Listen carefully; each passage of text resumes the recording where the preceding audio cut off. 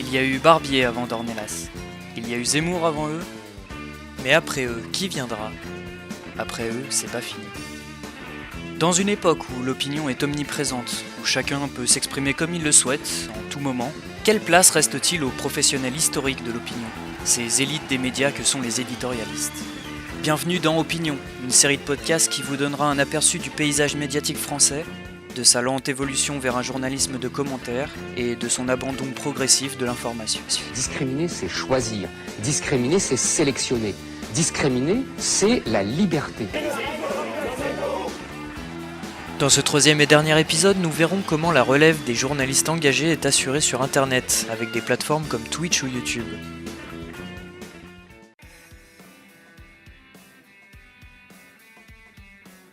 La relève du journalisme d'opinion, du journalisme engagé ou du commentaire d'actualité est assurée sur Internet. Youtubeurs et autres streamers se sont mis depuis quelques années à produire du contenu d'information avec toujours ou presque une ligne éditoriale marquée. On pense notamment par exemple à Greg Tabibian, humoriste qui produit l'émission Je suis pas content, une revue de presse satirique et plutôt acerbe. Dans le même ton, on peut citer sa consoeur Tatiana Ventose, mais il y en a d'autres qui sont plus dans le commentaire ou la pédagogie avec une certaine prise de recul. On pense tout de suite à Hugo Décrypte, qui s'est fait remarquer après ses interviews d'Emmanuel Macron ou encore d'Édouard Philippe. Dans cet épisode, nous découvrirons le travail de Psychodélique, qui se définit comme un newser. Son concept est simple, lire des articles, regarder des vidéos d'actu et les commenter. Lui se situe un peu entre ces deux types de producteurs de contenu, il est souvent dans la prise de recul mais ne se gêne pas pour exprimer ses convictions. Mais peut-on considérer ces vidéastes comme des journalistes? Alors déjà, pas sûr que eux le veuillent. S'ils ne sont que très peu présents voire totalement absents des médias mainstream, c'est pour une raison. En revanche, on peut considérer qu'ils font un travail qui s'apparente à celui du journaliste. En Suisse par exemple, le Grand JD, un youtubeur, possède une carte de presse. En France, l'entre-soi des journalistes fera probablement que ces nouveaux acteurs de l'information ne pourront jamais prétendre à l'avoir. Mais qu'il se rassure, l'entre-soi du web ne veut pas des journalistes non plus. Pour l'instant, seul Samuel Etienne a été accepté dans la famille. Oh, je suis pas content, il y a le pass sanitaire qui a été adopté. Oui, le pass sanitaire, ça y est, il a été adopté par l'Assemblée nationale en 2 temps, 3 mouvements d'ailleurs. Ah bah si, 3 mouvements, parce que il y avait pas grand monde pour bouger, vu que personne n'était présent. C'est à croire que les mecs ils cherchent à se retrouver la tête au bout d'une pique, hein. Promis, je vais essayer de rester calme jusqu'à la fin de cette vidéo.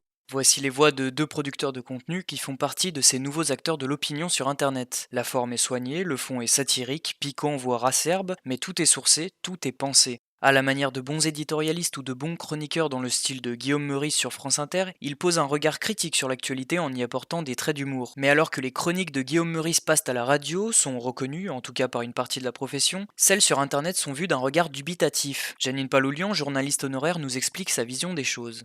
Je pense qu'il devra être régulé, c'est le journalisme sur Internet. Quand tu vas acheter un médicament, tu vas chez le pharmacien. Quand tu vas acheter du pain, tu vas chez le boulanger. Et bien, quand tu veux savoir ce qui se passe dans le monde et comprendre, t'achètes un journal. Tu regardes un journal télévisé. Et tu vas pas voir une émission d'amusement, machin, etc. pour t'informer. Tu y vas pour te distraire. C'est pas la même chose. Pourtant, sur Internet, ce type d'émission trouve son public, et il est même salué pour différentes raisons. Un travail de fond conséquent, une formule réfléchie et agréable, mais aussi un ton qui correspond plus à cette jeunesse qui ne se reconnaît plus dans la presse mainstream. Le youtubeur Psychodélique nous explique pourquoi, selon lui, leur travail est de nature journalistique. En fait, chacune de leurs vidéos sont hyper précises, hyper documentées, ils travaillent sur leur sujet, ils écrivent, ils sont sûrs de leur truc. Moi, je suis plus vraiment dans le réac. Après, il y a 2-3 vidéos où, entre guillemets, on va dire, j'ai fait un truc un peu plus journalistique, où vraiment je me suis posé, je suis allé chercher vraiment documenter un peu à gauche à droite. Journaliste ou pas, le débat est ouvert. Il n'empêche que pour séduire un public plus jeune, de nombreuses rédactions comme celle de Mediapart, Valeurs Actuelles ou encore Le Figaro commencent à s'intéresser à cette manière de produire du contenu. Pour parler de ces nouveaux acteurs de l'information et de l'opinion sur Internet, je me suis entretenu avec Psychodélique, un youtubeur qui est présent sur la plateforme depuis ses débuts, mais après un long moment où il publie des vidéos et des tests de jeux vidéo, il lance sa revue de presse dans laquelle il commente à chaud l'actualité. Il nous explique ce virage.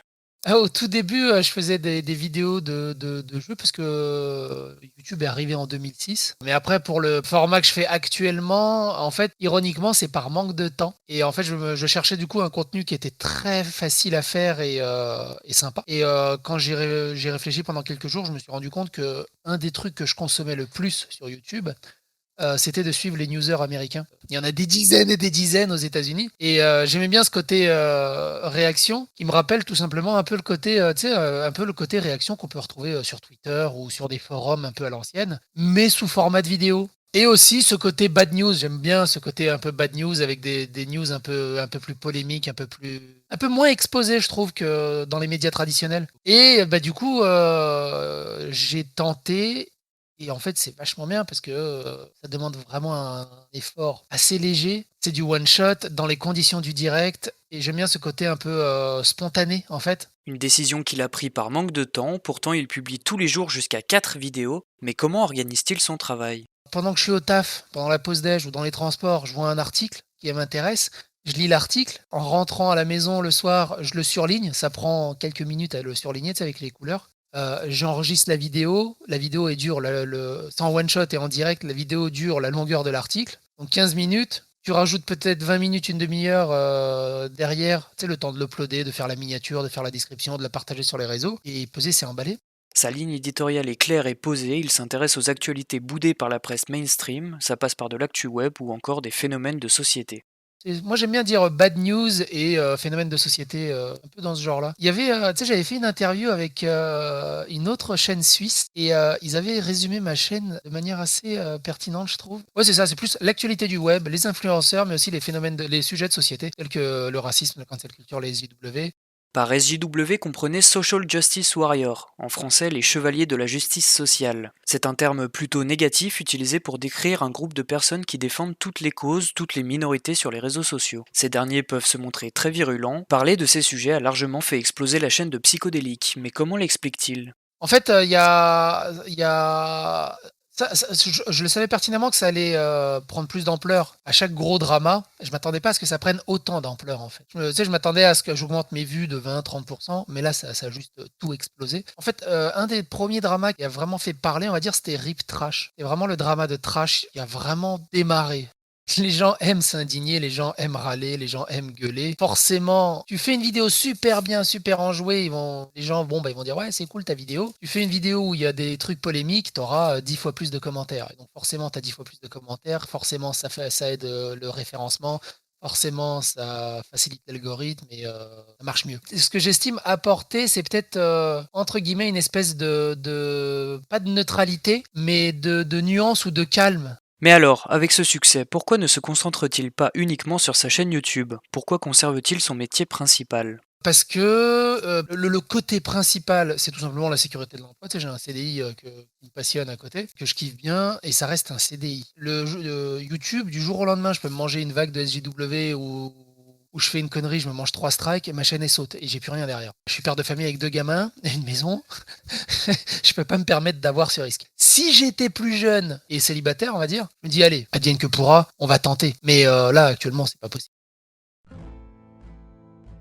Les jeunes se détournent de plus en plus des médias mainstream pour se tourner vers une actualité plus rapide à consommer comme celle présente sur internet. C'est pour ça que ces nouveaux commentateurs de l'actualité fonctionnent aussi bien. Si on prend Psychodélique, sa chaîne est désormais suivie par plus de 120 000 personnes. En général, ses vidéos tournent entre 15 et 30 000 vues, mais peuvent atteindre facilement les 100 000. Avec un rythme aussi soutenu que le sien, ce sont de bons résultats, surtout avec son concept. Au final, depuis la création de sa chaîne, il compte plus de 33 millions de vues. Dans une autre catégorie, un contenu plus travaillé, plus professionnel, on a Hugo Décrypte. Lui peut se vanter d'avoir construit une chaîne YouTube à plus d'1 million d'abonnés. Ses scores se situent en général entre 200 et 300 000 vues par vidéo, bien que certaines atteignent plusieurs millions de vues. Au total, sa chaîne cumule depuis fin 2015 plus de 180 millions de vues, des statistiques vertigineuses pour quelqu'un qui travaille avec une équipe plutôt restreinte. Et pour finir, parlons du phénomène de ces derniers temps, l'humoriste Greg Tabibian et son émission Je suis pas content. Avec une régularité de publication plutôt relative, son concept a dernièrement explosé et il atteint des milliers de vues sur chacune de ses revues de presse, souvent autour des 200 000. Il fait aussi des lives tard dans la soirée et pourtant il est suivi par une quantité phénoménale de spectateurs. Sa chaîne cumule aujourd'hui plus de 69 millions de vues au total. Après avoir révisé l'histoire de l'opinion dans les médias français, après avoir analysé cette culture du débat qu'il peut y avoir en France, et après avoir vu dans cet épisode comment la relève est assurée sur internet, au final on pourrait dire que le commentaire d'actualité des éditorialistes et autres consorts fait entièrement partie du débat public, mais sans doute qu'il pourrait prendre une autre forme, être moins dans le clash systématique et la recherche de buzz à tout prix pour préférer une visée plus méliorative. La série de podcasts Opinion touche à sa fin, merci de m'avoir suivi et à bientôt pour de nouveaux projets. Opinion, un podcast produit par Julien Barletta, les sources et autres copyrights sont en description. Restez connectés.